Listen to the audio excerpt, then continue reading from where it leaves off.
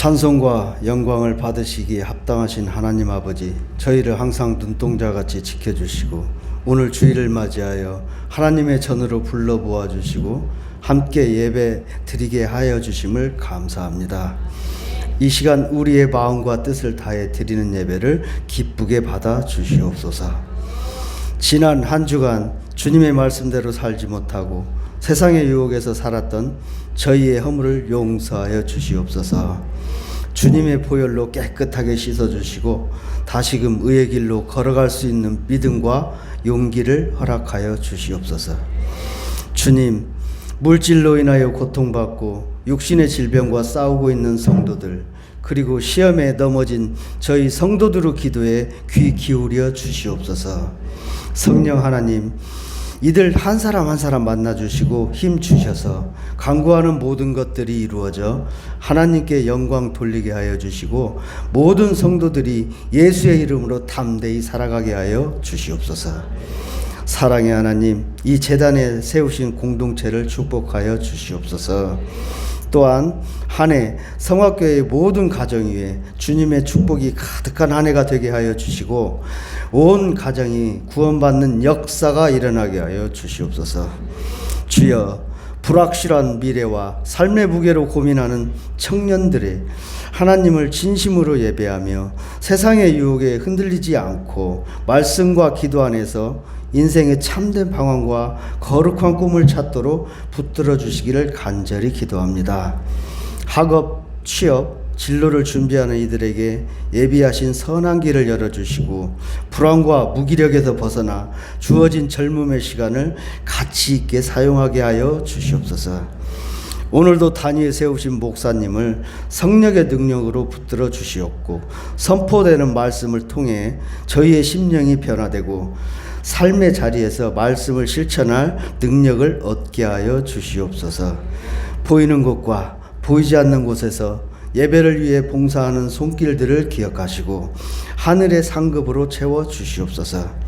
새로운 2월 한 주간도 저희를 지켜주시고 인도하여 주실 줄 믿사오며 주 예수 그리스도의 이름으로 기도드리옵나이다. 할렐루야. 오늘은 공정, 정의 혹은 공의, 환대라는 말씀으로 여러분과 함께 좀 어려운 주제를 좀 살펴보려고 합니다.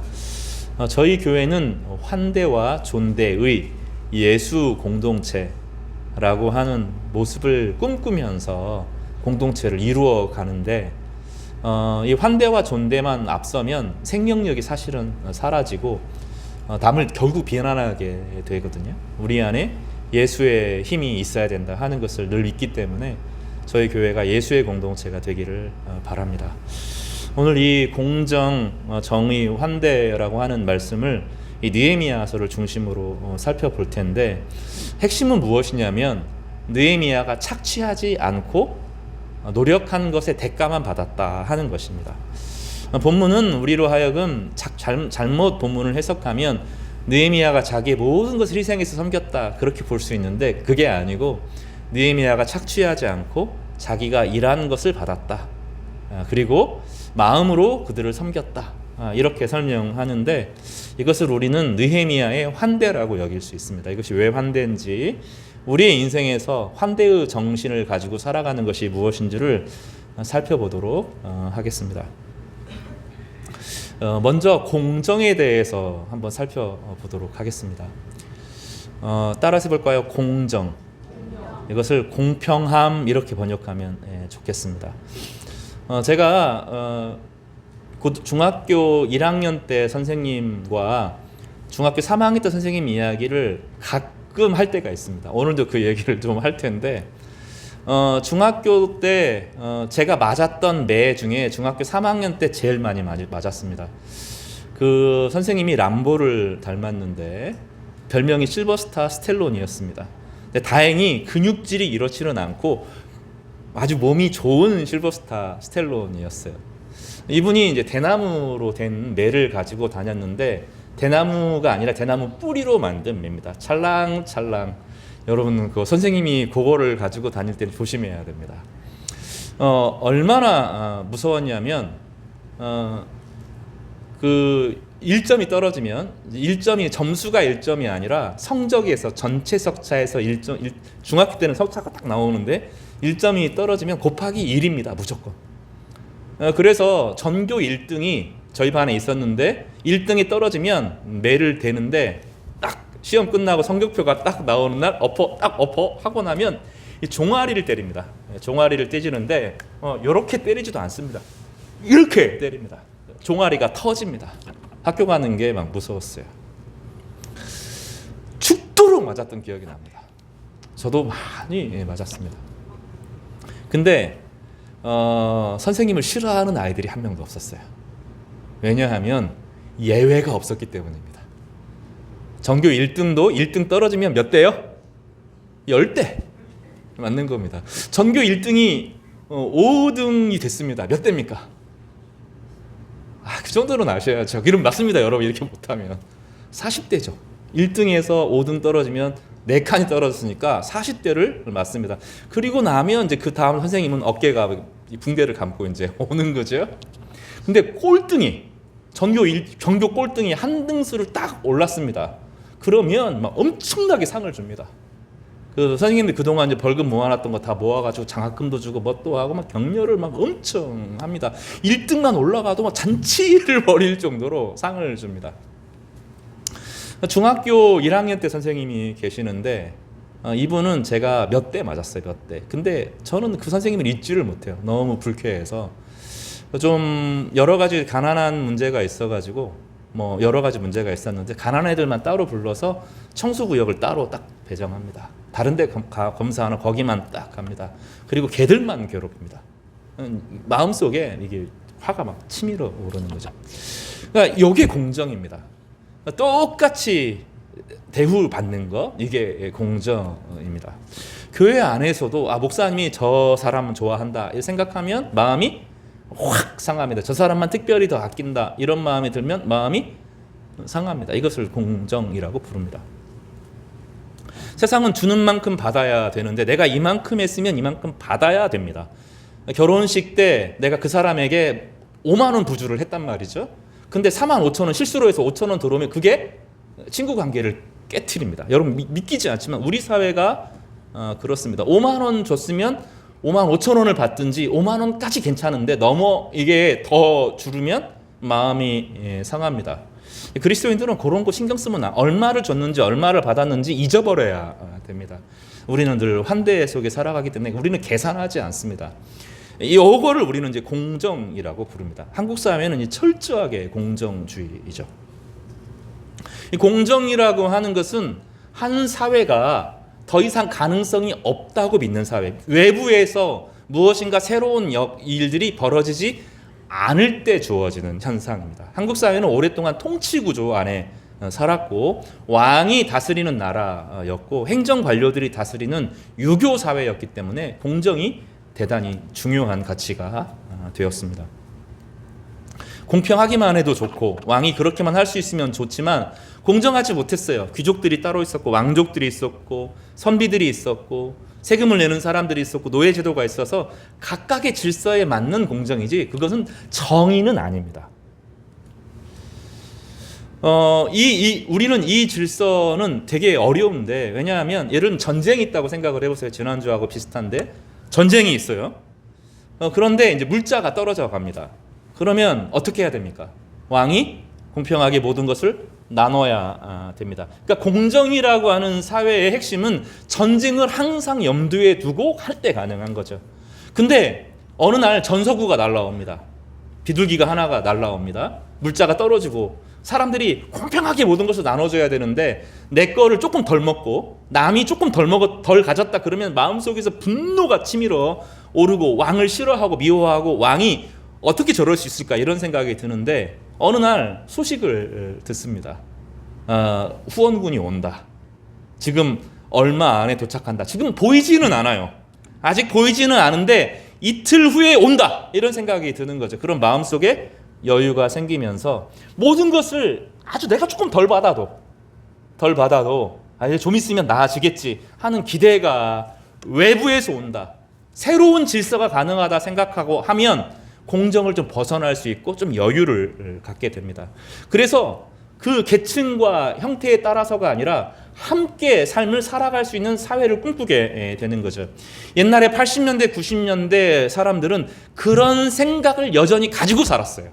세상이 변할 수 있다. 우리가 노력하면 조금 더 아름다운 세상이 올 수 있다라고 하는 생각을 가지고 있었습니다. 근데 지금 젊은이들은 그렇지 않습니다. 세상은 점점 좀 좁아지고 있고 우리가 아무리 노력해도 어른들이 누리고 있는 것만큼 못 가진다 하는 것을 알아요.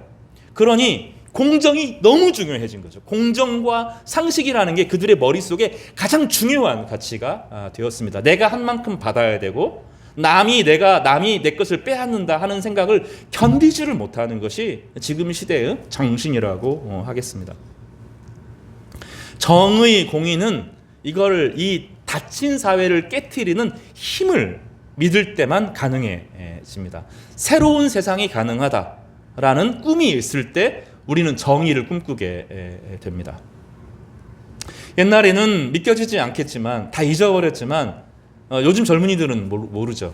월, 화, 수, 목, 금, 토 언제까지 일했어요? 토요일까지는 의무적으로 일하고 일요일도 당직서로 나와야 되는 시대가 있었어요. 지금은 5일로 줄었죠. 이 중요한 게 노동운동 때문에 그런 겁니다. 노동운동을 하면서 하는 사람들이 왜 저 사람들은 너무나 많은 걸 가지고 있고 우리는 이렇게 누리지 못하는가? 만약에 공정만 꿈꿨으면 그 같은 노동자들끼리 싸웠을 거예요. 그런데 그게 아니라 우리가 이 사장님들이랑 조금 너무나 많이 갖지 말고 조금 나누면 안 되냐라고 하는 조금 공평한 사회를 꿈꾸니 공의로운 사회가 주어지고 조금 공의로워지니 우리가 조금 더 많은 것을 누리게 함께 나누게 된 거죠. 오늘 본문은 이제 그 얘기를 좀 다루는데요. 본문에 보면 느헤미야가 지난주에 우리가 본 것처럼 빚의 문제를 해결합니다. 빚의 문제는 무엇이냐면 공정의 사회를 꿈꾸는 거죠. 부자들이 그 안에 있었고 가난한 사람들이 있었습니다. 빌려줬으면 이자를 받아야 되지. 이게 공정한 겁니다. 왜 내 것을 빌려줬는데 이자를 안 줘? 당연히 이자를 갚아야지. 빚을 못 갚으면 네가 담보한 거를 다시 내가 뺏는 게 당연하지. 이게 그들이 생각하는 공정입니다. 왜냐하면 닫혀있기 때문에. 부자들도 언제 적이 쳐들어올지 모르고 부자들도 괴롭고 두려운 사회가 언제 있을지 모르는데 그러니 자기 것을 꼭 움켜쥐고 살아야 되는 것입니다. 나라도 살아야 되는 거죠. 내 자식이라도 살아야 되는 거죠. 이자의 세금을 올리고 또 그 부자를 가진 사람들이 정치 권력을 장악하면서 그들만을 위한 사회가 되어가는 겁니다. 느헤미야가 도래한 겁니다. 그리고 아니야, 하나님께서 개입하실 수 있어. 하나님이 이 역사에 개입하실 수 있으니 너희들 그렇게 하면 안 돼. 우리가 함께 살아가는 형제야 자매야 하는 새로운 사회 질서를 보여주죠. 그래서 공의로운 사회를 제안하죠. 우리가 이렇게 살아도 빚을 좀 갚지 않아도 담보물을 빼앗지 않아도 하나님께서 우리 지평을 넓혀주실 거야. 하나님께서 우리의 소유를 풍성하게 해줄 거야. 너희들이 악착같이 네 거 움켜주지 않아도 우리가 함께 모두 살아갈 수 있는 세상이 올 거야. 그게 하나님의 나라야 라고 말한 거죠. 그리고 그 과정 가운데 느헤미야가 자신과 함께 하신 하나님에 대한 살아있는 고백, 그리고 그들을 진심으로 염려하고 걱정하는 마음 어린 눈물의 고백이 있어서 이 사회가 가능해졌습니다. 부자들이 명령에 의해서 그런 것이 아니라 느헤미야 당신 말이면 내가 믿을 수 있어. 당신과 함께하는 하나님이라면 내가 그 말을 믿을 수 있어 하고 저당물로 잡았던 물건들을 돌려주기 시작했고 이자를 받지 않고 그들과 함께 살아가게 되었던 것입니다. 그러면 이자가 붙지 않고 담보물이 없으니 부가 그쳤을까요? 그렇지 않습니다. 나라가 건강해지고 나라가 부유해지고 나라가 안정해지면서 그 사람들의 산업이 넓혀지는 것이 당연하고 하나님께서 그들의 삶 가운데 안전한 삶을 베풀어 주시면서 그들이 예측 가능한 미래를 꿈꾸게 되었던 것이죠. 이게 느헤미야가 지난주에 했던 중요한 사역이었습니다. 오늘 본문에 보면 느헤미야의 생활을 보여주는데 4장 15절에서 19절에 보면 12년간 총독으로 있었다라고 설명을 합니다. 여러분, 총독은 왕의 권한을 대신하는 자입니다. 그래서 자기가 하고 싶은 모든 것을 합니다. 원래 총독 자리는 고달프고 어려운 자리지만 거기에 가면 왕처럼 살아갑니다. 모든 것을 자기 뜻대로 다 할 수 있습니다. 이 위험한 자리이기도 하고 권력을 얻는 자리이기도 합니다. 그 총독으로 있을 때는 그 주변에 원래 왕궁이나 다른 나라에 있을 다른 지역에 있을 때 견제를 받지도 않습니다. 자기가 모든 것을 결정할 수 있는 왕의 권한을 갖습니다. 그래서 총독을 몇 년 하고 돌아오면 완전히 갑부가 되어 있고 힘과 권력을 갖고 돌아오는 노른자위 중에 노른자위를 얻는 거죠. 되게 좋겠죠. 그런 일을 갖게 되면. 그러면 이 사람이 월급이 일당에 나오는데 여기 보면 12년간 총독 생활을 한 거예요. 나보다 먼저 있었던 총독들은 백성에게서 양식과 포도주와 은 40세겔을 그들에게서 빼앗는데 매일 뺏는 겁니다. 매일. 여기서 은 40세겔이 나오죠. 은 40세겔이 얼마 정도 되냐면 200만 원에서 한 250만 원, 실제로 한 250만 원 정도 비용이 됩니다. 매일 일당을 250만 원 받은 거예요. 많은가요? 아니요. 많지 않아요. 바벨론이나 이런 나라들에서는 몇십 배를 받았어요. 페르시아는 나라가 좋은 나라예요. 페르시아는 건강한 나라예요. 뭐 옛날 그리스 사람들은 페르시아를 야만인으로 생각하지만 아니요. 인격과 품위를 갖고 나라를 잘 다스리는 나라입니다. 그래서 하루 일당을 총독이 몇 천만 원 받게 하는 게 아니라 250만 원 받게 한 거예요. 1년으로 연봉을 계산해 볼까요? 200만 원으로만 계산하면 한 달에 한 얼마 정도 되죠? 연봉이? 한 달에 한 6천만 원 됩니다. 1년을 계산하면 얼마죠? 7억 정도 됩니다. 여러분, 왕이 재벌 총수나 이런 사람들보다 훨씬 높은 지위라고요. 그러니까 그 왕의 지위가 1년에 한 6억, 7억 번다고 하는 것은 양이 많지 않은 거예요. 근데 총독들이 절대로 그렇게 안 넘어가죠. 먹을 거 다 뺐죠. 그리고 자기가 모든 정보를 다 갖고 있지 않아요? 그 돈을 가지고 뭐 합니까? 땅을 야금야금 사겠죠? 그렇죠? 돈을 빌려주겠죠. 돈을 안 갚는 사람들은 노예로 삼겠죠. 그러면 땅은 점점점 많아지고 정보를 다 공유하고 힘과 권력을 다 가지고 있으니 나중에 보면 무소불위의 권력자가 되는 겁니다. 그런 거 한번 해보고 싶지 않아요? 게임이나 이런 데 가면 그런 거 많이 있더라고요. 그런 생활을 할 수 있고 그런 모든 것을 다 누릴 수 있습니다. 그리고 가장 대표적인 사람이 최근에 우리식으로 마지막 총독으로 생각하면 메가더 같은 사람이 일본의 총리 역할을 했습니다. 그는 메가더가 일본에 있을 동안에 완전히 왕처럼 상왕처럼 천황 위에서 군림하면서 그 모든 것을 빼앗는 사람으로서 살았고 모든 것을 미국 위주로 바꿔놓은, 지금도 그 역사를 벗어나지 못하는 게 일본이거든요. 그러니까 무소불위의 권력을 다 행사하는 게 이 느헤미야의 이 위치였습니다. 그러면 그 밑에 있는 사람들은 어떻게 할까요? 그 밑에 딱 달라붙어서 느헤미야랑 거리가 가까운 사람들이 모든 것을 다 차지하고 자기들도 또 한자리하고 자기들도 땅을 사고 자기들도 세금을 걷고 자기들도 노예를 걷고 돌아오겠죠? 그게 정상이라는 거예요. 근데 느헤미야는 그거 하지 않았다라는 얘기죠. 그래서 그 사람이 한 것은 무엇이냐면 18절인데요. 매일 나를 위하여 소 한 마리와 살찐 양 6마리를 준비하며 닭도 많이 준비하고 열흘에 한 번씩 각종 포도주를 갖추었다라고 말하는데 이거는 받았다는 거예요. 이거는 자기가 받았다는 거죠. 매일매일 뭘 받아요? 소 한 마리, 양 6마리, 수많은 닭들을 자기가 받았다. 그런데 왜 받았다? 식사하기 위해서. 누구랑 식사하기 위해서? 이스라엘 만장들과 식사하기 위해서. 그러니까 뭐 한 거예요? 필요한 경비를 받았다라는 말입니다.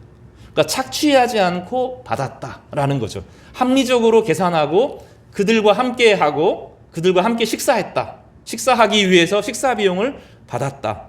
포도주도 받았다. 이 얘기를 이제 본문에서는 기록합니다.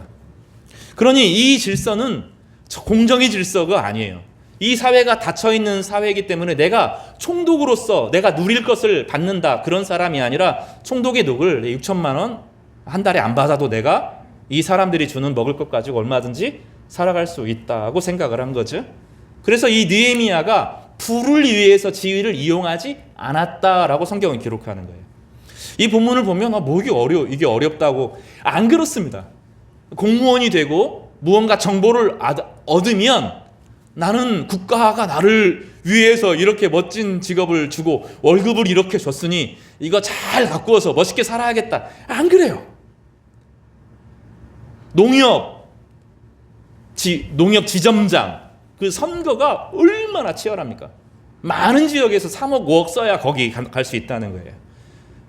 우리나라 그 공기업 안에서 다 그런 건 아니겠지만 공기업들 또 토지공사 몇 조를 굴립니다. 1년에 그 토지공사가 쓰는 비용이 어마어마하게 많은 거죠. 근데 그걸 가지고 내가 정보를 알았는데 이 국가를 위해서 모든 비밀을 다 간직하고 이 모든 사람이 국가를 위해서 모든 사람들에게 안 그렇다는 거예요. 비밀을 알면 그거를 이용한다는 거죠.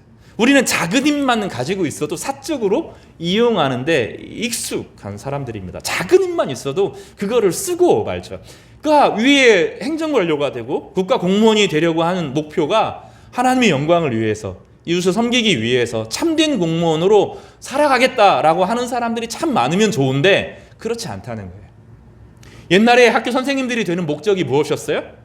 아이들을 정말로 훌륭한 사람이 되는, 나에게 너무너무 사랑해주는 이 선생님처럼 나도 이 학생들을 잘 돌봐야 되겠다, 이런 것이 옛날의 꿈이었고 훌륭한 사람이 되는 것이 목적이었다면 지금은 직장생활 학교 선생님이 되는데 그런 목적을 가지고 하는 선생님들 거의 못 봤어요.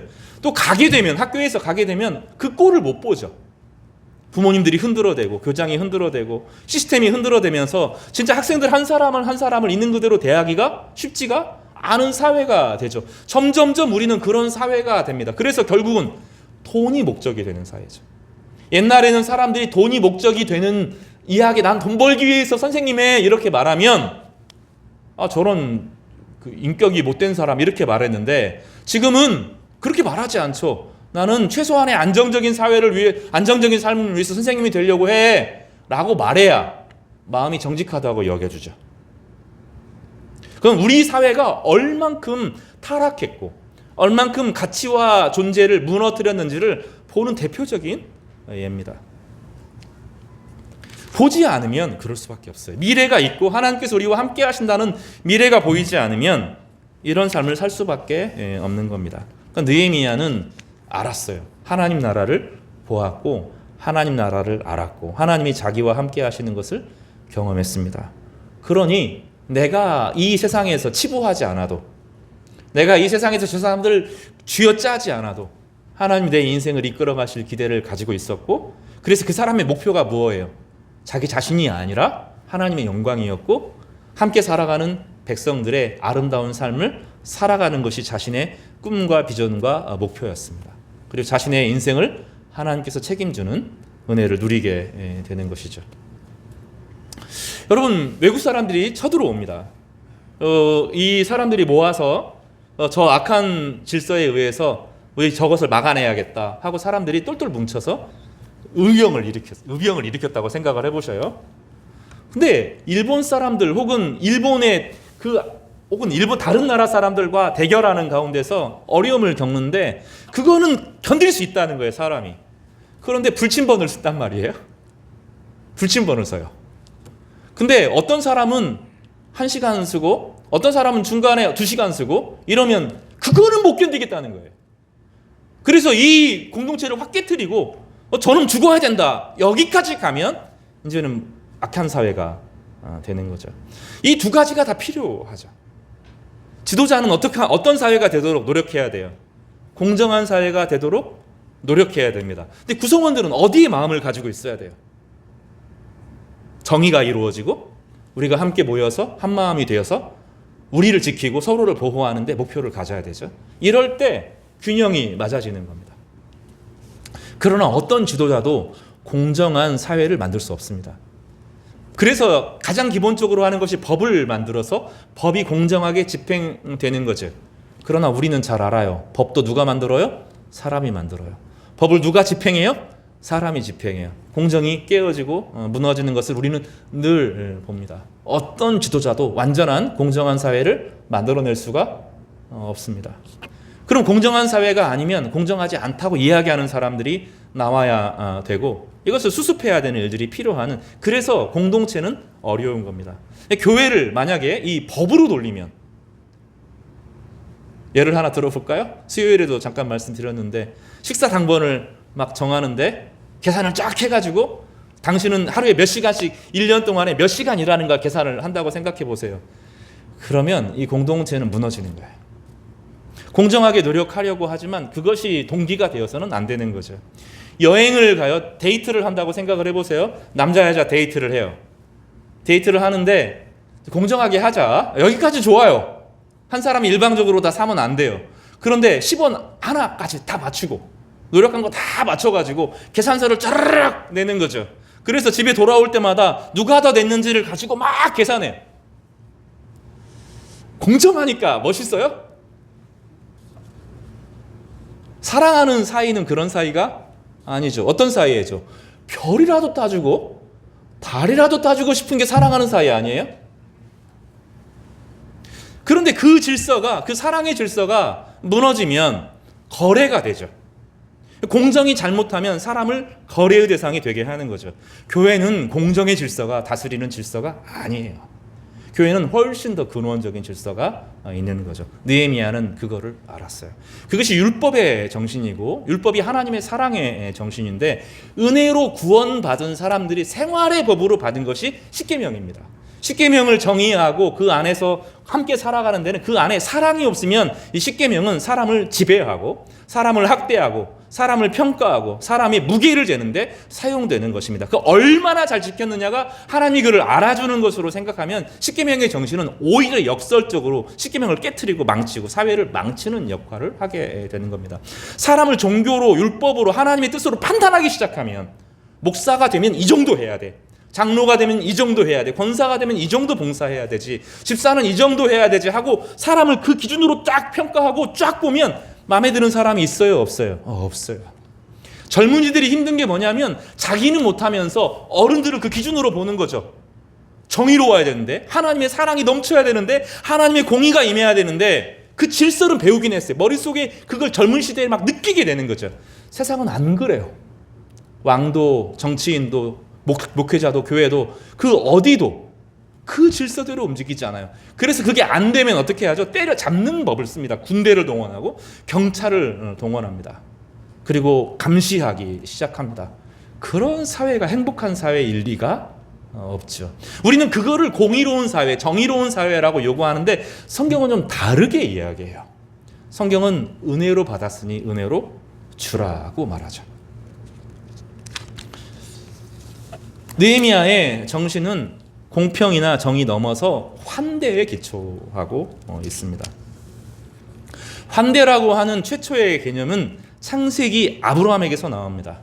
어느 날 아브라함이 텐트 천막 안에서 쉬고 있습니다. 정오에 쉬고 있었는데 정오에 여행을 다녀서는 안 되는 사람이 여행을 이렇게 가고 있는 거죠. 여정을 떠나고 있는 거죠. 그러면 안 됩니다. 이 정오에 돌아다니면 사람이 죽습니다. 그들을 자기 집으로 초대합니다.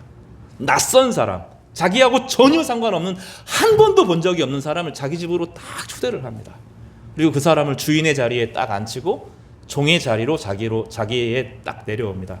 발을 씻기는데 종이 주인의 발을 씻깁니다. 종만 주인의 발을 씻깁니다. 그리고 종의 자리로 내려와서 그를 주인의 자리에 앉히고 그의 발을 씻기고 그에게 극진한 음식을 대접합니다. 유목민들에게는 이게 일상입니다. 왜냐하면 자기도 어려움을 당할 수 있거든요. 자기도 늘 그런 광야 생활에 어려움을 당하고 폭풍을 당할 수 있기 때문에 맞아서 해야 되는 거죠. 자기가 어려움을 당하면 누군가도 그렇게 해주는 것이 유목민의 문화입니다. 그 아브라함이 그렇게 그를 극진하게 대합니다. 그런데 그분이 누구셨어요? 알고 보니까 하나님이셨어요. 그리고 아브라함의 아내 사레가 내년 이맘때쯤 아이를 얻을 것이다 약속하셨고, 또 아브라함이 그에게 이렇게 나에게 친절히 대하는 사람에게 내가 내 비밀을 말하지 않을 수 없다 하고 소돔과 고모라의 아픔에 대해서 이야기합니다. 그 나라를 멸망시켜야 되는데 진짜로 악한 나라인지 아닌지 내가 직접 눈으로 봐야 되겠다. 내 고민이 그거다 하고 아브라함에게 이야기를 하죠. 그래서 성경에서는 하나님이 자신의 고민을 이야기한 사람이라고 아브라함을 부르고, 히브리서에서는 하나님과 친구가 된 사람도 있다고 설명합니다. 이 사람을 성경에서는 아브라함이라고 표현하는 거예요. 하나님과 친구가 된 사람, 하나님과 자기의 고민을 나누는 사람, 하나님이 자기의 아픔과 괴로움을 소돔이 멸망시켜야 되는지 말아야 되는지, 소돔의 악을 그만둬야 되는지, 소돔에 있는 문제들을 어떻게 해야 될지 끙끙댈 때 하나님과 상의한 사람, 그래서 하나님과 친구가 된 사람도 있느니라고 부른 사람이 아브라함입니다. 그리고 아브라함은 어떤 사람이죠? 환대를 보여준 사람이죠. 이 환대의 정신이 복음의 정신이고, 이 환대의 정신이 율법을 넘어서고, 그래서 율법으로 구원받는 것이 아니라 하나님의 은혜를 믿음으로 받는 사람이 구원을 받는 사람이라고 성경은 설명하는 거죠. 하나님이 은혜로 주신 것을 우리가 거래로 돌리면, 하나님이 우리에게 주신 모든 것들을 돈으로 계산하고 헌신으로 봉사하면 여러분 얼만큼 갚을 수 있겠습니까? 세상에서 가장 귀한 것들은 돈으로 살 수 없는 것들이에요. 공기의 양을, 여러분이 아직까지 살면서 지금까지 왔던 공기의 양을 돈으로 계산하면 살 수가 있을까요? 너무 비싸서 하나님이 거저 주시는 거예요. 여러분이 보았던 그 수많은 별들의 아름다움을 돈으로 환산할 수 있을까요? 없어요. 하나님이 너무 귀해서 거저 주시는 거예요. 이번 겨울이 저는 왜 이렇게 힘든지 모르겠어요. 왜 이렇게 추운지. 나이가 들면 몸이 춥다던데 이제 진짜로 늙어가는 건지 어르신들한테 너무 죄송한데, 이런 시절을 겪어오셨겠구나 싶어요. 근데 봄이 되면 어김없이 어떤 일이 벌어져요? 우리는 알아요. 겨울이 영원히 계속되지 않는 걸 알아요. 그토록 오랜 겨울도 시간이 지나면 매화꽃이 핍니다. 그리고 어느 날 꽃이 필 뿐만 아니라 싹이 움트고 따뜻한 바람이 불어옵니다. 그 아름다움의 장미의, 여러분이 보았던 장미의 가격, 그 아름다움의 가치를 돈으로 매길 수 있습니까? 살 수 없습니다. 다 거저 주시는 거죠. 귀해서, 너무 귀해서 하나님이 우리에게 돈으로 돈으로 거래하지 않고 거저 주시는 것입니다. 우리는 예수 그리스도의 십자가의 사랑을 우리가 노력한 대가로 얻어낸 것이 아닙니다. 그분이 우리를 너무 사랑하시고, 우리가 죄 가운데 죄에 매여 있고 죽음 가운데 매여 있는 것이 너무 안타까워서 더 이상 죄가 지배하는 그 악한 세상에서 살지 않도록 주님께서 우리를 위해 죽어주시고 피를 흘려주시고 고난을 당하여 주신 것이죠. 우리는 거저 받은 겁니다. 놀라운 것은 단지 사랑을 거저 받았을 뿐만 아니라 그 예수 그리스도를 믿었을 뿐인데 우리를 하나님의 자녀가 되는 권세를 얻게 하시고 우리의 기도를 통해서 세상을 다스리고 경영하시기로 언약을 하셨다는 거예요. 이 존귀한 가치들이 너무 큰 거죠. 느헤미야가 경험한 것이 그거예요. 내가 하나님의 자녀고 하나님의 백성으로 부름받았고 이 왕궁의 어려운 시절 가운데 나를 기르시고 양육하시고 보호하신 하나님의 은혜가 너무 크고, 망해야 마땅한 이스라엘을 다시 구원하셔서 기회를 주시고, 무너져야 될 예루살렘을 다 무너뜨려야 마땅하지만 하나님께서 다시 기회를 주셨다면 이 모든 거, 이 거저 주시는 하나님의 은혜에 어떻게 보답할꼬, 어떻게 그 은혜를 나눌꼬. 이것이 느헤미야의 삶의 고백이었던 것이죠. 그는 그래서 치부하지 않고 힘과 권력을 남용하지 않고 자신에게 주어진 힘과 권력을 자기를 위해 쓰지 않기로 결심하고 누구를 보아요? 고난당하는 자신의 백성들을 봅니다. 여기 보면 그 18절을 후반절인데 18절을 같이 한번 읽어보겠습니다. 18절 전 처음부터 같이 읽어봐요. 시작. 매일 나를 위하여 소 한 마리와 살찐 양 6마리를 준비하며 닭도 많이 준비하고 열흘에 한 번씩은 각종 포도주를 갖추었나니, 왜 갖춰요 이거를? 150명과 함께 먹기 위해서 받은 거죠. 자기 혼자 먹은 게 아니죠. 혼자 소 한 마리를 어떻게 먹고 양 6마리를 어떻게 잡아먹어요, 그죠? 그런 게 아닙니다. 같이 먹기 위해서 한 겁니다. 그런데 그렇게, 그리고 후반부에 뭐라고 말하죠? 시작. 내가 총독의 녹을 요구하지 아니하였음은 이 백성의 부역이 중함이었더라. 그의 관심은 어디 있어요? 고난당하는 자신의 백성들 가운데 있는 거죠. 우리가 서로를 돌아볼 때 그 관점으로 보는 거예요. 교회는 서로가 서로를 돌아볼 때 목사니까 장로니까 집사니까 이렇게 보는 것이 아니라 저 사람의 삶은 어떤 어려움이 있을까? 저 사람은 무엇이 그를 힘들게 할까? 무엇이 그를 버겁게 할까? 무엇이 그를 움츠리게 될까? 우리는 거기에 마음을 두는 거죠. 왜냐하면 하나님이 우리에게 자격 심사를 두고 하나님 백성 되게 하지 않았기 때문에 그래요. 은혜로, 믿음으로, 하나님의 자비와 긍휼로 우리 하나님 백성 되게 하셨고 그 은혜로 살게 하셨잖아요. 그러면 그 은혜로 다른 사람을 대하죠. 그 사람들을 향하여 시험 보고 내 평가에 내 잣대로 그 사람을 평가하는 것이 아니라 그들이 당하는 고난과 어려움에 우리 마음을 두는 거죠. 여러 번 말씀드렸지만 다윗이 하나님께 어느 날 내가 성전을 지어드리겠습니다 라고 고백할 때가 있었어요. 근데 하나님께서 싫어 그러셨어요. 싫어. 여러 가지 이유를 대셨어요. 네가 피를 많이 흘렸기 때문에 안 돼. 성전을 짓는 사람은 왕만 할 수 있는 거야. 평화의 왕만 할 수 있어. 근데 나중에 보면 하나님이 그런 얘기를 해요. 아직 내 백성은 텐트에서 지내. 아직 내 백성들은 다 어려움 속에서 살아. 그래서 나도 텐트에 살 거야. 이 백성들의 삶이 나아지기 전에 나도 그렇게 안 할 거야. 하나님이 나는 텐트에서 살고 장막에 살 거야. 그리고 솔로몬 때 이제 완전히 나라가 부강해지고 나서 솔로몬에게 성전을 받죠. 왜냐하면 다른 백성들도 어디에 살아요? 다 좋은 집에 살거든요. 하나님이 그리고 나서 텐트 안에 들어가죠. 여러분 우리가 믿는 하나님은 그런 하나님이에요. 근데 자꾸 하나님 앞에서 우리가 어떤 지위와 권세를 얻어서 내가 더 누리겠다고 말하는 것은 공무원이 못된 짓 하는 것과 똑같은 거예요. 이기적으로 구는 것과 같습니다. 우리는 이런 마음을 삶으로 표현하는 것을 환대라고 부릅니다. 교회 안에서 식사를 준비할 때, 교회 안에서 청소를 할 때, 교회 안에서 다른 사람들을 대할 때 그 사람이 나에게 이렇게 했으니까 나도 그 사람에게 잘해야지. 물론 인지상정이어서 우리에게 잘하는 사람을 행해 잘하게 돼요. 당연한 거죠. 그러나 그 마음으로 대하지 않는 거예요. 그 사람이 나에게 잘하든 못하든 그 사람을 어떻게 대하는 거죠? 저분을 내 예수님처럼 대하는 거예요. 죽게 하듯 하라. 사람에게 하듯 하지 말고 죽게 하듯 하라. 이게 복음의 정신이죠. 주님이 나에게 베풀어 주신 것처럼 한 끼 식사를 따뜻하게 준비하는 거예요. 예를 하나 다 들고 마치겠습니다. 제가 예전에 어떤 분들 제가 큰 교회에 있을 때 피아노를 잘 치는 분이 있었어요. 그분의 마음의 소원이 뭐냐면 교회에 이제 성가대가 4개가 있거든요. 예배 1부, 2부, 3부, 4부 예배 반주자가 있어요. 1부 예배 반주를 하려고 하면 1부 예배가 7시 반이었거든요. 7시 반이니까 성가대가 몇 시에 나와야 돼요? 7시까지는 나와야 돼요. 근데 그 반주자를 너무너무 하고 싶어요. 그거라도 하고 싶은 마음이 너무너무 있어서 그거 못하면 마음이 상하고 막 삐지고 그래요. 근데 한 번 반주자를 못 바꿔요. 한 번 딱 하고 나면. 목회자들에게 어려움은 어려워. 왜냐하면 새로운 사람들에게 기회를 주고 싶은데 한 번 하면 영광스럽죠. 그러니 새벽 7시에 교회 오는 거 하나도 어렵지 않아요. 식사 당번은 달라요. 식사 당번 한 번 더 돌아오고 2번 돌아오고 그러면 왜 내가 더 해야 되지? 이럴 생각을 하는 거죠. 이제 무슨 생각이 잘못된 거죠? 죽게 하듯 하라가 빠진 거죠. 주님께 예수님이 여러분 계시고 예수님에게 베푸신 은혜들을 기억하면서 한 끼 식사를 대접한다고 하면 여러분 어떻게 하시겠어요? 눈에 예수님이 안 보이잖아요.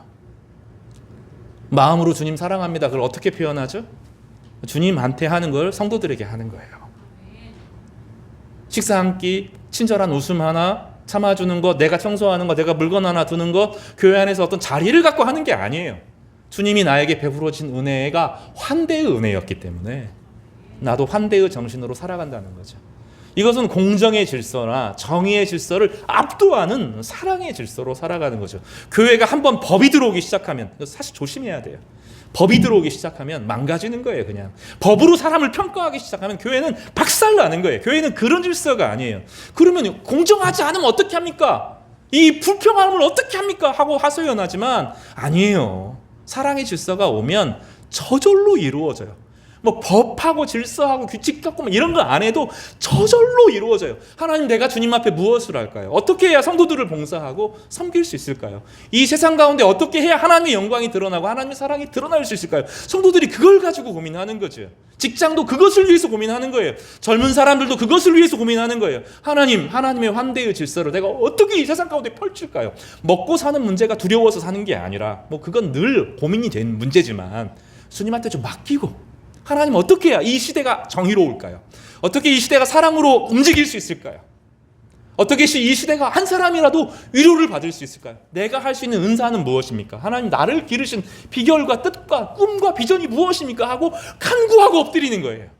주님 나를 사용하여 주십시오. 교회 안에서, 세상 안에서, 이 악한 세상 가운데 하나님의 선함을 드러내기 위해서 주님 내가 뭐 해야 될까요? 나의 은사가 무엇이고 하나님 이 은사를 어떻게 개발해야 될까요? 하나님 나에게 필요한 사람을 만나게 해주세요. 하나님 그 학교 가게 해주세요. 하나님 그 나에게 때로는 직장도 주시고 사업도 주시고 또 사업하게 해주세요. 다 비우면 어떻게 해요? 다 목사하고 그러면 누가 헌금하고 누가 봉사하고 누가 선교하고 선교금은 누가 하고 그래요. 하나님께서 각각에 맞게 사업도 하게 하시고 필요한 직장도 주시고 하도록 하는 그 안에 마음의 동기가 환대의 동기여야 된다는 거죠. 하나님 길을 열어주시는 거예요. 그러니 요셉 같은 사람에게 비전을 주시는 거예요. 요셉이 그런 사람에게 명확하게 너가 지금 힘들고 낭망해 보여도 너의 인생은 빛나는 추수하는 인생이 될 것이다. 너의 형제들은 추수하는 인생을 살 것이다. 하나님이 그런 사람들에게 꿈을 주는 거예요. 다니엘에게 꿈을 꾸게 하시고 환상을 보게 하고 해석하게 하시는 것은 그 마음속에 희망이 있었기 때문에 그래요. 내가 이렇게 고난당하지만 하나님 나의 인생을 통해서 수많은 사람들이 복을 받게 해주십시오라는 마음이 그 마음의 중심이었기 때문에 그래요. 우리는 이것과 싸우는 거예요. 이것과 내 마음의 중심이 이기적이고 하나님을 신뢰하지 못하고 두려움에 사로잡혀 있는 것을 떨쳐버리고 하나님이 우리 가운데 주신 환대의 정신으로 살아가기 위해서 몸부림치며 기도하는 거예요. 왜냐하면 우리는 늘 이기적이거든요. 늘 두렵거든요.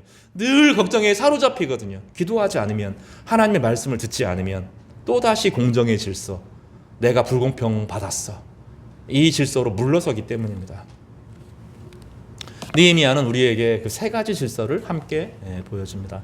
공정의 질서, 공의의 질서, 환대의 질서. 사랑하는 성도 여러분, 여러분의 삶이 환대 안에 살기를 바랍니다.